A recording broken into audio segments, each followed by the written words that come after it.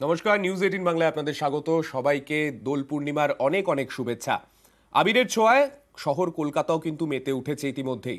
নাচে গানে বসন্ত উৎসব পালন, রঙের উৎসবে মাতোয়ারা রাজ্যবাসী।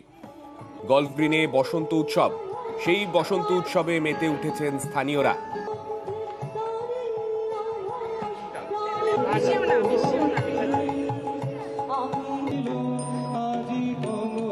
কলকাতার যে যে জায়গায় বসন্ত উৎসব খুব ধুমধাম করে পালন করা হয়, তার মধ্যে গল্ফ গ্রিন সেন্ট্রাল পার্ক অন্যতম।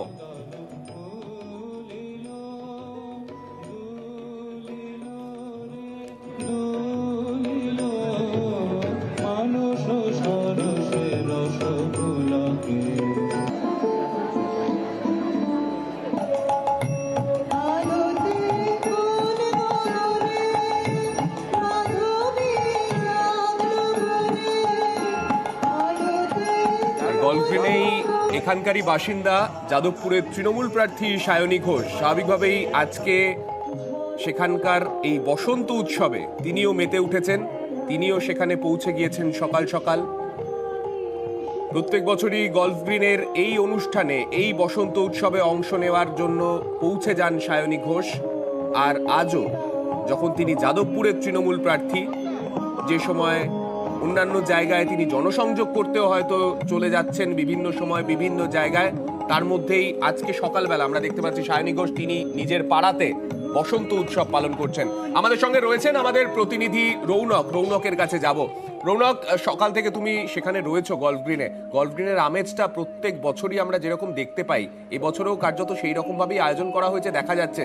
কি কি উৎসব চলছে সেখানে, এবং সায়নী ঘোষ তাকেও আমরা দেখতে পাচ্ছি সেখানে, কি হচ্ছে সেখানে?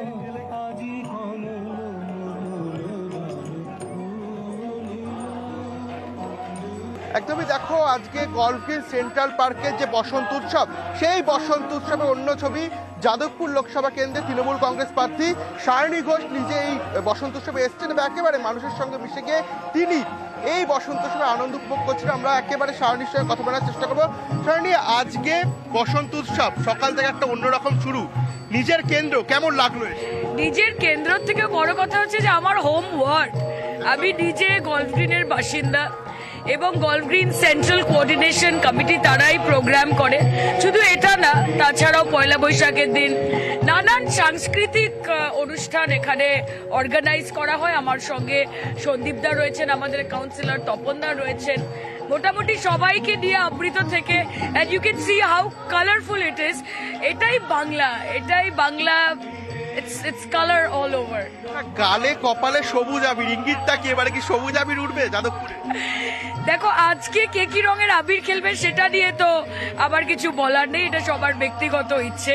কিন্তু এটা আমার বিশ্বাস, এবং চারিদিকে বিগত 10-12 দিন ধরে ক্যাম্পেইন করতে নেমে যেটা বুঝতে পেরেছি যে যাদবপুর লোকসভা কেন্দ্র তো বটেই, গোটা পশ্চিমবঙ্গ জুড়ে শুধু সবুজ আবির খেলা হবে। সেক্ষেত্রে আজকে কি কোনো প্রচার হবে? এখানে তো দেখলাম একদম মানুষের সঙ্গে মিশে গিয়ে দোল।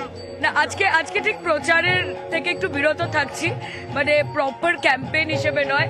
তবে আজকে ইচ্ছে ছিল আসার এখানে, প্রত্যেক বছরই এখানে আসার চেষ্টা করি আমি। আর এত সুন্দর পরিবেশ, এত সুন্দর মানুষ, এত আনন্দ আকাশে বাতাসে। Just wanted to be a part of the programme today, apolitically, non politically.